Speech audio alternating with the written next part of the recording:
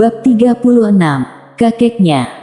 Di dalam aula, semua orang memandangi Sander dan yang lainnya.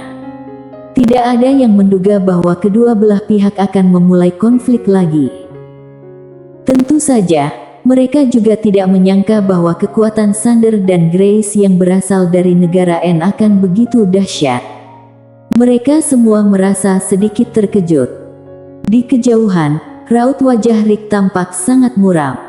Dia menatap Sander lekat-lekat.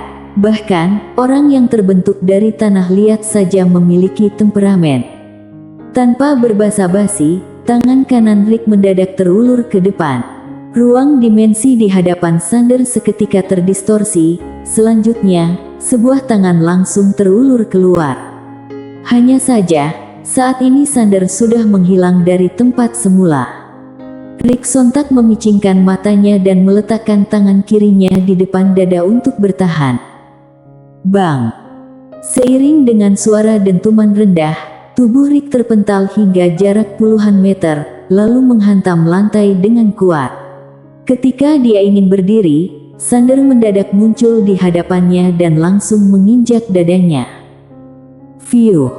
Rick sontak menyemburkan darah. Dia menatap Sander lekat-lekat dan berkata, "Bunuh saja aku." Di dalam aula, tatapan semua orang tertuju pada Sander. Bunuh. Tempat ini adalah aula upacara, bukan arena penentu hidup. Tidak sesuai aturan jika melakukan pembunuhan dengan begitu saja. Tuan Muda Sander. Pada saat ini, terdengar sebuah suara yang berasal dari samping. Orang yang berjalan kemari adalah Nelly.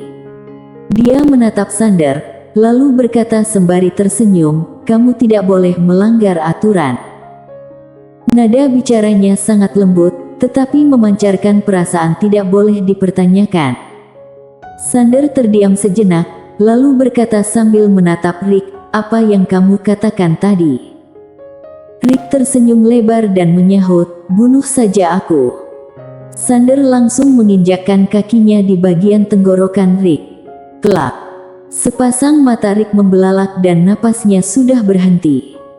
Raut wajah semua orang seketika berubah. Dia bahkan tidak menghargai Nelly yang merupakan murid utama. Nelly menatap Sander dan senyuman di wajahnya berangsur-angsur menghilang.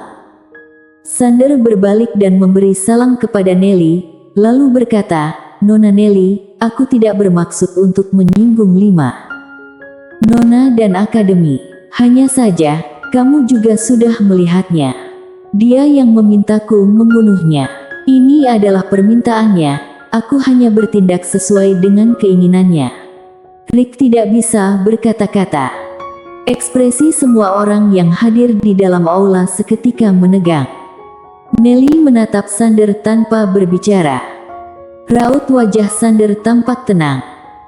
Nelly mendadak berjalan ke hadapan Sander, lalu berkata seraya tersenyum, "Tuan Muda Sander, masalah ini berakhir sampai di sini."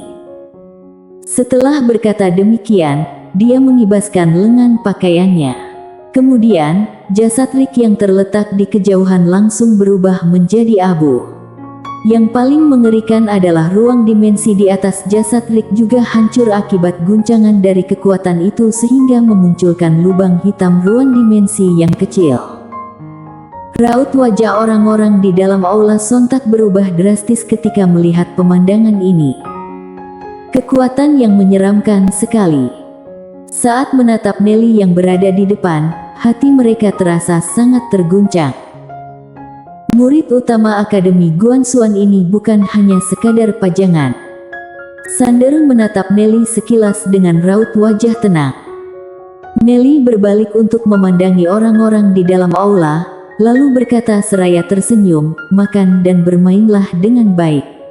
Kalau masih ada orang yang membuat masalah, jangan salahkan aku karena bersikap tidak sungkan." Selesai berbicara, dia melirik pasangan wanita Rick dan berkata, "Mulai saat ini, kuota Sekte Xuantian untuk berpartisipasi dalam ujian bela diri akan dibatalkan semua. Selain itu, Sekte Xuantian juga tidak boleh berpartisipasi dalam ujian bela diri yang berikutnya." Setelah mendengar perkataan Nelly, raut wajah wanita itu sontak berubah menjadi pucat pasi. Orang-orang yang hadir di dalam aula merasa bersimpati. Kini, Sekte Suantian sudah berakhir. Selain dilarang untuk berpartisipasi dalam ujian kali ini, mereka juga dilarang untuk berpartisipasi dalam ujian berikutnya. Ini benar-benar sudah sepenuhnya berakhir. Selesai berbicara, Nelly berbalik dan meninggalkan tempat. Sementara itu, Sander dan ketiga orang lainnya juga tidak berminat untuk tetap tinggal sehingga mereka juga pergi dari tempat itu. Di aula dalam, Nelly duduk di kursi dan mengangkat cangkir teh di hadapannya, lalu menyesapnya dengan pelan. Di tempat yang tidak jauh darinya, seorang tetua yang merupakan ketua aula upacara duduk di sana. Nelly bertanya sembari tersenyum, "Ketua Li, apakah ketua akademi yang memintamu mengundang Tuan Muda Sander?" Ketua Li mengangguk, "Benar." Nelly tersenyum kecil dan tidak berbicara. Ketua Li bertanya, "Nelly, apakah kamu melihat sesuatu yang luar biasa pada dirinya?" Nelly merenung sejenak, lalu menjawab, dia menyembunyikan kekuatannya. Ketua Li bertanya dengan suara rendah, "Berapa banyak yang dia sembunyikan?" Nelly menjawab, "Setidaknya 60%. Sebanyak 60%. Ketua Li tidak bersuara. Membunuh Rick yang berada di ranah Yukong dengan 40% dari kekuatannya. Harus diakui bahwa orang ini memang tidak sederhana. Saat ini, Nelly mendadak berkata, "Tetapi, kalau hanya menyembunyikan 60% kekuatan, ketua akademi seharusnya tidak akan memberinya perlakuan khusus seperti ini. Jadi, kupikir dia mungkin menyembunyikan 80% dari kekuatannya." Menyembunyikan 80%. Ketua Li memicingkan matanya. Membunuh Rick dengan mengerahkan 20% dari kekuatannya. Hal ini sudah bukan lagi tidak sederhana, melainkan bisa disebut sebagai tidak masuk akal. Nelly berkata seraya tersenyum, "Daripada dia, sebenarnya aku lebih tertarik pada Jeff." Ketua Li bertanya dengan sedikit kaget, "Jeff?" Nelly mengangguk, "Dia yang benar-benar telah menyembunyikan kekuatannya." Ketua Li bertanya, "Bagaimana kalau dibandingkan dengan orang yang datang dari negara Qi itu?" Setelah berpikir sebentar, Nelly berkata dengan suara pelan, "Orang yang datang dari negara Qi itu bisa disebut sebagai bakat menakjubkan nomor 3 di sepanjang sejarah." Ketua Li bertanya secara refleks, "Siapa dua orang di depannya?" Nelly mengangkat cangkir teh dan menyesapnya dengan pelan sebelum tersenyum dan menjawab, "Penguasa pedang dunia Fana dan Karman An." Raut wajah Ketua Li membeku setelah mendengar kedua nama ini. Nelly tertawa ringan dan berkata, "Harus dikatakan bahwa lahir di generasi yang sama dengan orang itu adalah kemalangan bagi para jenius dan murid berbakat negara Qi generasi ini." Berbicara sampai sini, Nelly berhenti sejenak sebelum berkata lagi, "Orang dari dataran tengah negara es sudah mulai memperhatikannya." Mendengar ucapannya, raut wajah Ketua Li sontak berubah. "Apakah hal ini benar?" Nelly mengangguk. "Kali ini, dataran tengah negara es juga sengaja mengutus orang untuk menjemputnya. Setelah dia mendapatkan peringkat pertama, mereka akan langsung membawanya ke dataran tengah negara es." Ketua Li bertanya dengan suara rendah, "Kenapa dataran tengah negara es begitu terburu-buru?" Nelly menjawab dengan suara pelan, katanya berhubungan dengan persaingan keberuntungan itu. "Aku juga tidak tahu tentang detailnya. Selain itu, orang dari negara Qi itu adalah orang yang ditetapkan oleh pihak internal mereka kali ini." Ketua Li menggeleng dan menghela napas, lalu berkata, "Kalau benar demikian, hasil dari ujian bela diri kali ini sejak awal sudah diputuskan." Nelly berkata dengan tenang, "Hasil yang diprediksi oleh Pavilion Xianbao adalah negara Qi peringkat pertama, negara Ye peringkat kedua." Ketua Li bertanya, bagaimana dengan negara N? Nelly menjawab seraya tersenyum kecil. Setelah kejadian hari ini, negara N seharusnya bisa menduduki peringkat 10 besar. Peringkat 10 besar. Ketua Lee mengangguk dan berkata, itu sudah sangat bagus. Harus diketahui bahwa selama bertahun-tahun, negara N selalu menduduki peringkat terakhir. Berbicara sampai sini, Ketua Lee berhenti sejenak sebelum bertanya kepada Nelly, apa pendapatmu terhadap Sander? Nelly berpikir sejenak, lalu menjawab, bakatnya cukup tinggi dan juga cerdas, tetapi cara bertindaknya terlalu impulsif. Dia tidak bisa bersabar, sulit untuk mencapai kesuksesan besar. Setelah keluar dari aula upacara, Sander dan ketiga orang lainnya berjalan ke kediaman Xiao. Di perjalanan kembali, melihat Gary yang tampak kesal, Sander tersenyum dan bertanya, kamu masih sedang marah? Gary menggeleng dan berkata, aku hanya tidak menduga bahwa wanita itu adalah anggota sekte Suantian. Sander berkata, berhubung sudah tahu orang itu mendekatimu dengan maksud tertentu, maka jangan dipikirkan lagi. Tidak pantas. Gary mengangguk pelan, memang benar. Sander berkata lagi, sekte Suantian mengalami kerugian yang sangat besar kali ini, mereka seharusnya tidak akan menyerah begitu saja. Gary berkata sembari tersenyum, tenang saja, sebelum ujian bela diri dimulai, mereka tidak akan berani menyerang kita lagi. Kalau mereka menyerang kita lagi sekarang, berarti mereka sudah bermusuhan dengan Akademi Guanxuan. Sekalipun diberikan 10 nyali, mereka tetap tidak akan berani. Sander mengangguk, biar bagaimanapun, kita tetap harus berhati-hati. Gary mengangguk, aku berencana untuk berkultivasi di puncak ujian Akademi Guanxuan besok. Tempat pelatihan Akademi Guanxuan jauh lebih bagus daripada pagoda ujian di dunia bawah. Sander tersenyum dan berkata, baik.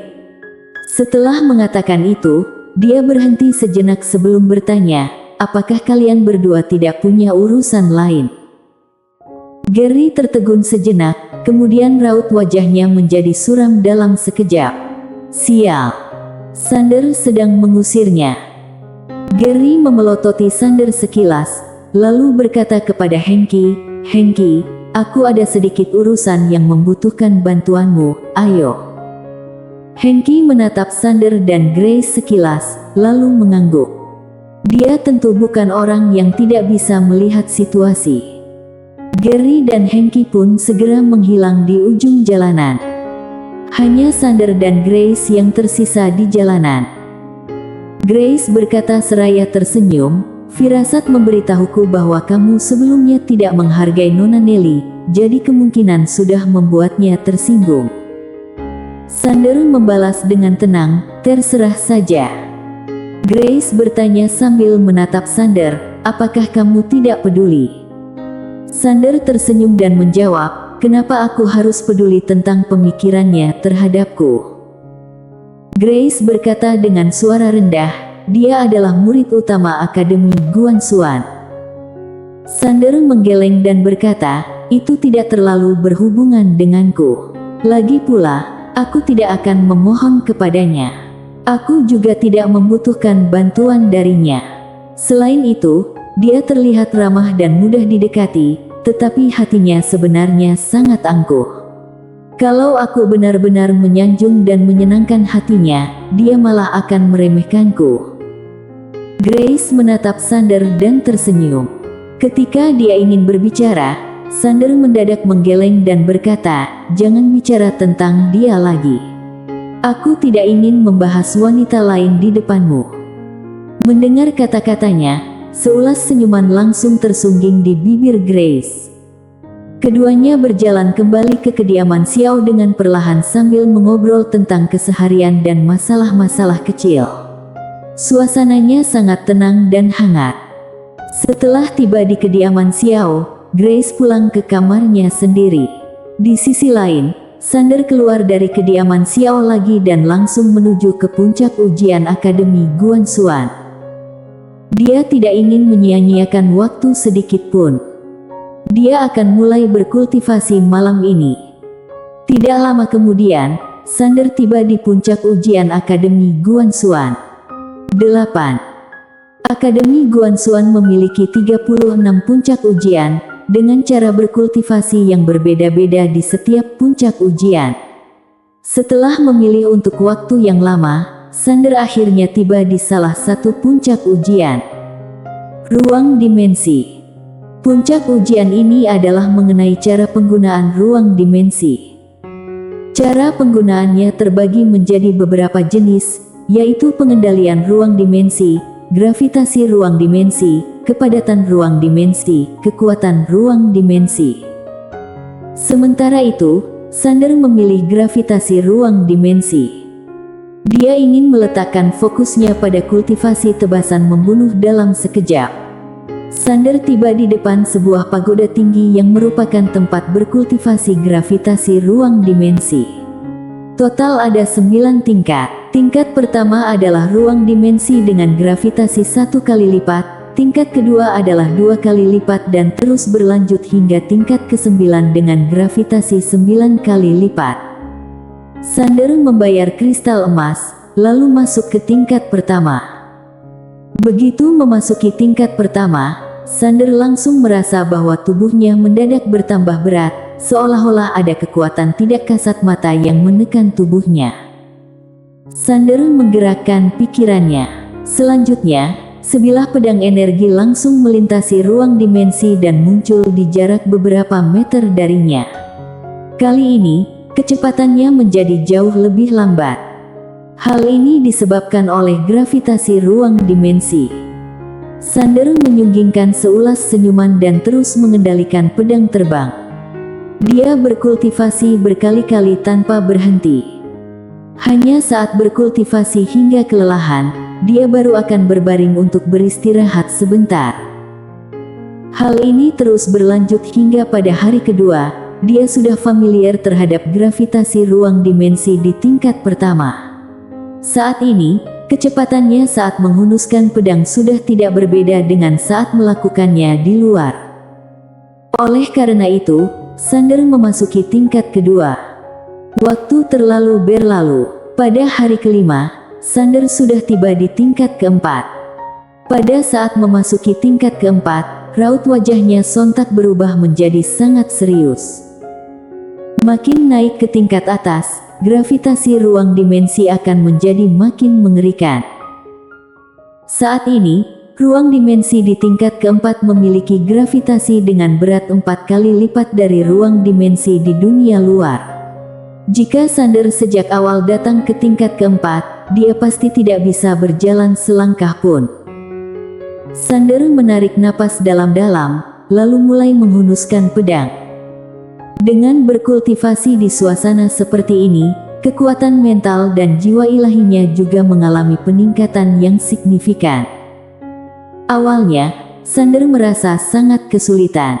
Dibandingkan dengan saat berada di dunia luar, pedangnya menjadi berkali-kali lipat lebih lambat.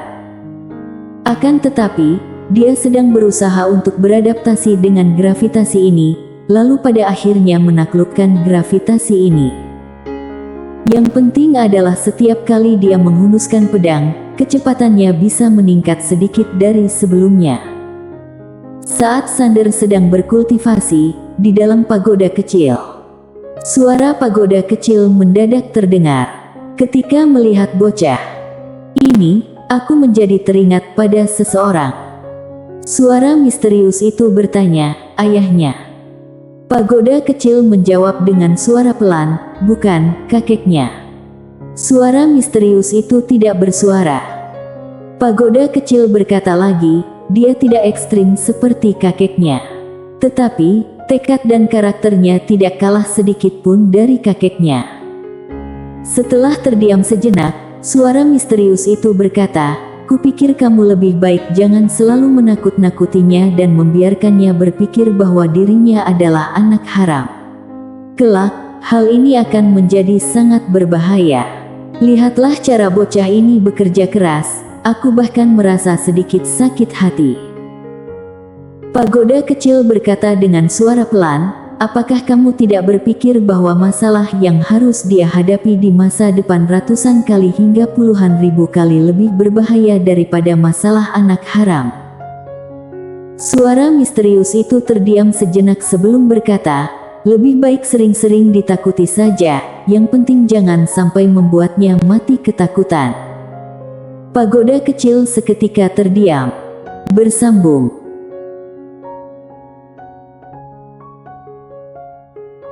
Bab 37. Luar biasa. Kultivasi tidak mengenal waktu. Dalam sekejap mata, Sander sudah berkultivasi di dalam pagoda selama 1 bulan. Pada saat ini, Sander sudah berada di tingkat ke-6. Gravitasi di tempat ini memiliki berat 6 kali lipat dari gravitasi di dunia luar. Ketika baru menginjakkan kakinya di ruang dimensi tingkat ke-6, Sander langsung merasa seakan-akan ada gunung besar yang menekan tubuhnya hingga membuatnya kesulitan untuk bernapas. Akan tetapi, Sander berhasil menahannya. Harus bekerja keras agar bisa mencapai kesuksesan. Ini adalah prinsip yang dipercayai oleh Sander. Jika tidak bekerja keras, bagaimana cara memperoleh hasil? Meskipun prosesnya sangat menyakitkan, peningkatan dan rasa kepuasan yang diperoleh setelah setiap kali penderitaan sungguh membuat dirinya ketagihan. Kali ini, dia menghabiskan waktu 3 hari agar bisa perlahan-lahan beradaptasi dengan gravitasi ruang dimensi di tingkat ke-6. Setelah itu, Sander mulai mengendalikan pedang terbangnya secara gila-gilaan. Dia memang berkultivasi kecepatan, tetapi setelah kecepatannya mencapai tahap tertentu, kekuatannya juga akan meningkat berkali-kali lipat. Sander tahu bahwa stamina dan waktu yang dimilikinya terbatas. Jadi, dia hanya berfokus untuk berkultivasi 1 bagian. Dia hanya akan berkultivasi kecepatan hingga kecepatannya mencapai tingkat ekstrim. 3 hari berlalu lagi, Sander sudah sepenuhnya beradaptasi dengan tekanan ruang dimensi di tingkat ke-6. Kini, kecepatannya saat menghunuskan pedang sudah tidak berbeda dengan saat di dunia luar. Sander menarik napas dalam-dalam dan duduk bersila di tanah. Dia beristirahat selama 2 jam, lalu beranjak dan menuju ke tingkat ke-7. Begitu masuk ke tingkat ke-7, gravitasinya hanya bertambah 1 kali lipat, tetapi Sander merasa seperti telah bertambah berkali-kali lipat.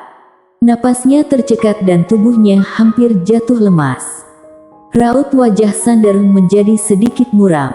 Sial, makin naik ke atas, situasinya menjadi makin menyeramkan.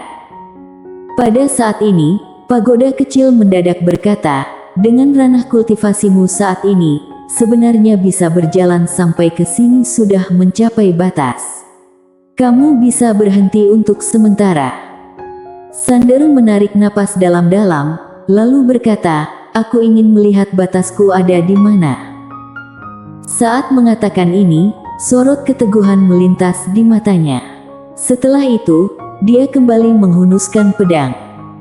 Akan tetapi, kecepatan pedangnya luar biasa lambat, berkali-kali lipat lebih lambat daripada saat berada di dunia luar. Selain itu, keringatnya sudah mengalir dengan deras setelah hanya menebaskan 1 pedang. Sander menyeka keringat di wajahnya, lalu terus menghunuskan pedang.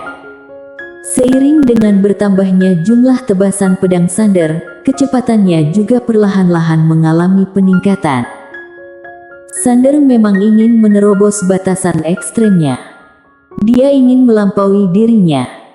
4 hari berlalu lagi, kecepatan Sander mengalami peningkatan yang signifikan.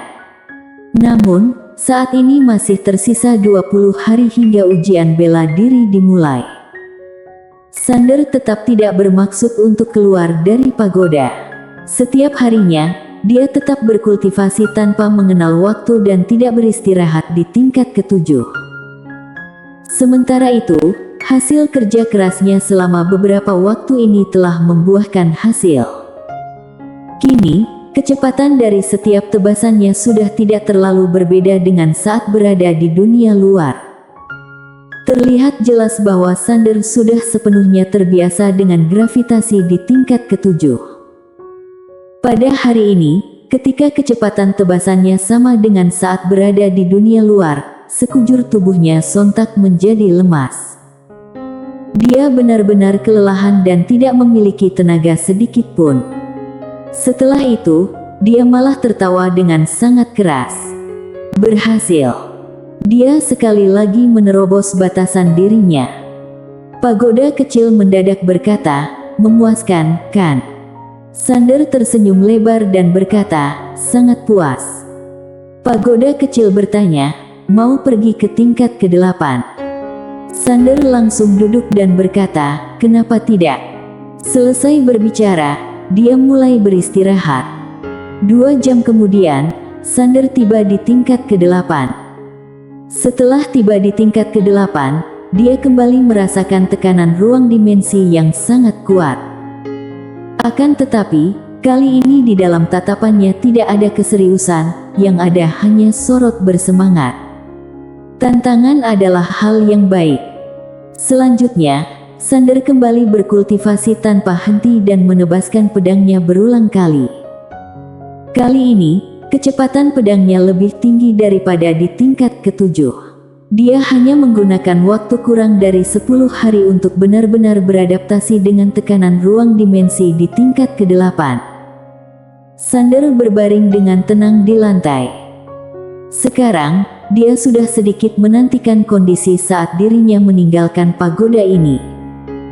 Sander beristirahat selama 2 jam, lalu menuju ke tingkat ke-9. Saat menginjakkan kakinya di tingkat ke-9, Sander sontak tertegun.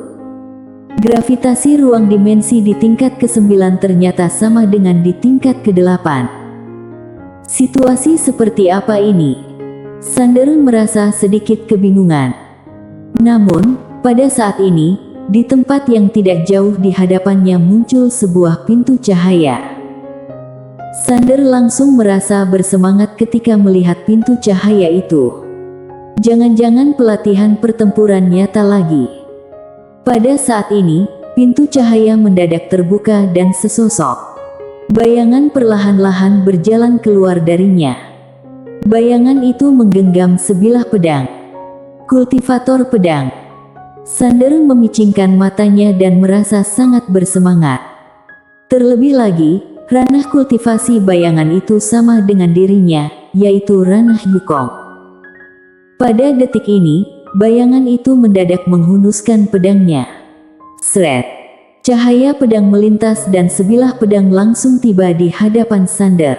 Pupil Sander seketika menyusut. Refleks bertempur yang kuat membuat Sander secara naluriah sedikit menyamping dan menghindari tebasan ini dalam jarak milimeter. Pada saat yang bersamaan, sebilah pedang energi muncul di tangan Sander. Setelah itu, dia langsung menebaskan pedangnya secara horizontal. Sret! Di lokasi tersebut sontak terdengar suara tebasan yang merobek udara. Tebasan Sander tidak mengenai sasaran. Sebab, bayangan itu sudah mundur hingga berjarak beberapa meter darinya. Kecepatan yang tinggi sekali. Sander sontak merasa terkejut. Pada saat ini, bayangan itu mendadak menghilang dari tempat semula. Detik berikutnya, di hadapan Sander muncul satu demi satu sisa bayangan yang bertumpuk dengan padat. Sander merasa sangat terkejut. Dia tidak menyangka bahwa kecepatan bayangan kultivator pedang ini bisa begitu tinggi. Ketika Sander ingin menghindar, semuanya sudah terlambat. Sebilah pedang sudah tiba di bagian tengah alisnya. Pedang itu menancap sekitar 5 cm ke dalam. Darah langsung berceceran.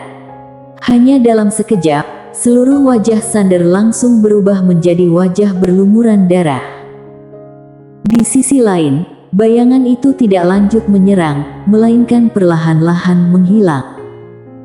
Pagoda ujian tentu saja berfokus pada pelatihan dan bukan berfokus pada pembunuhan. Akademi Guan Xuan tidak sekejam itu. Sander berdiri di tempat semula dan terdiam. Pagoda kecil berkata, "Apakah kamu merasa terpukul?" Sander menggeleng dan berkata, "Aku sedang menyesal. Menyesal karena tidak berkonsentrasi penuh saat menghadapinya." Selesai berbicara, Sander berbalik dan turun ke tingkat ke-8, lalu naik lagi ke tingkat ke-9. Saat ini, bayangan itu kembali muncul. Sander tidak berbasa-basi dan langsung menunjuk dengan jarinya. Kemudian, sebilah pedang mendadak memelesat ke hadapan bayangan itu. Hanya saja, tebasan ini tetap tidak mengenai sasaran. Sret! Udara dihancurkan. Pada saat yang hampir bersamaan, bayangan itu muncul di hadapan Sander dengan gerakan bagaikan hantu. Sander sejak awal sudah berwaspada sehingga langsung menghindar ke samping setelah menebaskan pedangnya.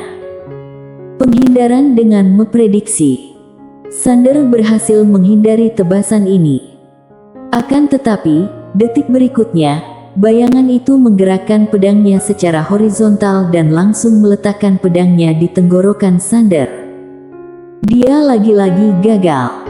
Bayangan itu menghilang tanpa suara. Sander berdiri di tempat semula dan merenung sejenak, lalu berkata, "Tuan Pagoda, dia sepertinya bisa memprediksi prediksiku." Pagoda kecil menjawab, "Tidak, dia hanya murni mengandalkan kecepatan. Kecepatanmu berada jauh di bawahnya. Kalau kamu bisa terbiasa dengan kecepatan bayangan itu, aku hanya bisa bilang bahwa kamu sudah pasti tidak terkalahkan di antara ranah yang sama." Sander memejamkan matanya dengan perlahan, lalu berkata, "Bukankah tidak menarik untuk menjadi tidak terkalahkan di antara ranah yang sama? Aku ingin menjadi tidak terkalahkan saat menghadapi ranah di atasku. Aku ingin selamanya tidak terkalahkan." Pagoda kecil terdiam sejenak, lalu berkata, "Luar biasa." Sander kembali ke tingkat ke-8, lalu naik lagi ke tingkat ke-9. Bayangan itu kembali muncul. Sander langsung menebaskan pedangnya. Sebenarnya, kecepatan pedangnya tidak berada di bawah bayangan itu. Hanya saja, responsnya lebih lambat dari bayangan itu. Sret! Tebasannya tidak mengenai sasaran. Pada saat yang bersamaan, bayangan itu sudah tiba di hadapan Sander. Sander bisa menghindari tebasan pertama dan juga tebasan kedua, tetapi pada saat tebasan ketiga, sret! Sebilah pedang mendadak menancap bagian dada Sander dengan hanya sedalam 5 cm. Bayangan itu perlahan-lahan menghilang. Di tempat semula, Sander berdiam diri untuk waktu yang sangat lama. Setelah itu, dia berbalik dan turun ke tingkat ke-8, lalu naik lagi ke tingkat ke-9. Sander kembali menebaskan pedangnya. Hal ini terus berlanjut. Sander kalah berulang kali, tetapi juga menantang ulang berulang kali. Waktu belasan hari berlalu dengan cepat. Saat ini, Sander sudah berkembang dari yang awalnya tidak bisa menghindari satu tebasan pun menjadi bisa menghindari puluhan tebasan dari bayangan itu. Saat ini, masih tersisa 7 hari hingga ujian bela diri dimulai. Di dalam pagoda ujian, seiring dengan berlangsungnya pertarungan, Sander menjadi makin antusias. Sebab, setelah setiap kali kegagalan, dia selalu bisa menemukan kekurangan pada dirinya. Dengan menyadari kekurangan pada dirinya, dia pun bisa memperbaiki kekurangannya. Alhasil, setiap kali mengalami kegagalan, Sander akan bertambah kuat. 3 hari berlalu lagi. Saat ini, Sander sudah bisa bertarung beberapa ronde dengan bayangan itu. Kedua belah pihak terlibat dalam pertarungan yang ekstrim. Ini adalah pertarungan yang benar-benar ekstrim. Begitu salah satu dari mereka berdua melakukan kesalahan, orang itu akan langsung dikalahkan. 2 hari berlalu lagi. Kini, kekuatan Sander sudah setara dengan bayangan itu. Selain itu, keduanya sudah terlibat dalam pertarungan selama 2 hari 2 malam. Mereka berdua terlibat dalam pertarungan dengan tingkat ekstrim selama 2 hari 2 malam. Sander sama sekali tidak berbuat kesalahan, begitu juga dengan bayangan itu. Pada hari ketiga, bayangan itu mendadak melakukan kesalahan. Sander memanfaatkan kesempatan dan menancapkan pedang terbangnya ke bagian belakang leher bayangan itu dari sudut yang sangat aneh. Sret! Bayangan itu berhenti di tempat semula. Sesaat kemudian, bayangan itu mendadak meletakkan pedangnya secara vertikal di tengah kedua alisnya. Setelah itu, dia sedikit membungkuk kepada Sander sebelum perlahan-lahan menghilang. Sander tidak berbicara. Pada detik ini, dia tidak merasa gembira. Sebaliknya, dia merasakan sedikit kekecewaan. Pada saat ini, pintu cahaya di kejauhan mendadak bergetar. Detik berikutnya, seorang wanita berjalan keluar darinya dengan perlahan. Sander tertegun ketika melihat wanita itu. Wanita ini adalah wanita yang waktu itu muncul di pagoda ujian Akademi Guansuan Negara N. Wanita itu memikul sebuah kotak pedang yang terlihat sangat keren. Sander memanggil dengan kaget, "Senior." Wanita itu perlahan-lahan melangkah ke hadapan Sander, lalu berkata seraya tersenyum, "Tidak disangka, kita bertemu lagi secepat ini. Selamat karena sudah menerobos batas dirimu." Sander bertanya dengan suara rendah, "Batas diriku?" Wanita itu tersenyum dan menjelaskan, "Benar, aku yang menciptakan rintangan ini dan mengaturnya berdasarkan kekuatanmu. Bayangan itu adalah batas kekuatanmu. Dengan mengalahkannya, berarti kamu sudah menerobos batas dirimu. Kamu yang sekarang sudah termasuk Raja Pedang. Melampaui diri sendiri, Raja dari semua pedang. Raja Pedang." Sander sontak merasa sedikit kebingungan. Wanita itu mengejapkan matanya dan bertanya, "Apakah kamu tidak senang?" Sander bertanya dengan suara rendah, "Senior, apakah ada hadiah?" Raja Pedang. Faktanya, Sander tidak peduli. Itu hanyalah julukan belaka. Jika mencapai Dewa Pedang, Sander mungkin akan merasa sedikit bersemangat. Hadiah. Wanita itu menggeleng sembari tersenyum, lalu berkata, "Dasar bocah." Sambil berbicara, dia merentangkan telapak tangannya. Sebuah lencana pun muncul di hadapan Sander. Raut wajah Sander sontak berubah menjadi muram ketika melihat lencana itu. "Apa bisa memberiku uang atau sejenisnya?" Setelah berpikir sebentar, wanita itu berkata, "Maaf, hadiah dari rintangan ini hanya lencana, tidak ada uang atau teknik kultivasi. Karena aku tidak berpikir kamu akan semiskin ini." Raut wajah Sander seketika membeku. Wanita itu berkata sembari tersenyum, "Lencana ini bukan benda biasa. Ini adalah lencana Raja Pelatihan dan merupakan suatu kehormatan." Sander tidak berbicara. Dia tidak menyukai kehormatan, yang disukainya hanya uang. Wanita itu merasa sedikit tidak berdaya dan berkata, "Kelak, lencana ini akan memiliki kegunaan besar. Percayalah padaku, nilai lencana ini tidak bisa diukur dengan uang." Sander menghela napas di dalam hati. Kemudian, dia menyimpan lencana itu dan berkata, "Senior, kusarankan agar lain kali saat merencanakan hal seperti ini, hadiahnya bisa diganti menjadi uang atau teknik kultivasi dan teknik bela diri. Kehormatan tidak bisa dijadikan makanan." Raut wajah wanita itu menegang. Sander berkata lagi, "Biar bagaimanapun, terima kasih kepada senior." Wanita itu mendadak menepuk kepala Sander, lalu berkata seraya tersenyum, "Berusahalah, aku menantikan kedatanganmu ke markas utama Akademi suatu hari nanti." Selesai berbicara, wanita itu segera menghilang. Sander menggeleng dan menghela napas, lalu berbalik dan meninggalkan pagoda. Saat ini, dia sedikit menantikan situasi yang akan muncul di luar pagoda. Harus diketahui bahwa saat berada di tempat ini, gravitasi yang dialaminya adalah 8 kali lipat dari dunia luar. Setelah tiba di luar, kekuatannya. Hanya dengan memikirkannya, Sander sudah merasa bersemangat. Pada saat ini, pagoda kecil mendadak berkata, "Sebelumnya, kalau kamu menggunakan pedang Hangdao, kamu bisa menjatuhkan bayangan itu dengan mudah." Sander menggeleng. "Aku tidak ingin memakainya." Pagoda kecil bertanya dengan tidak mengerti, "Karena apa?"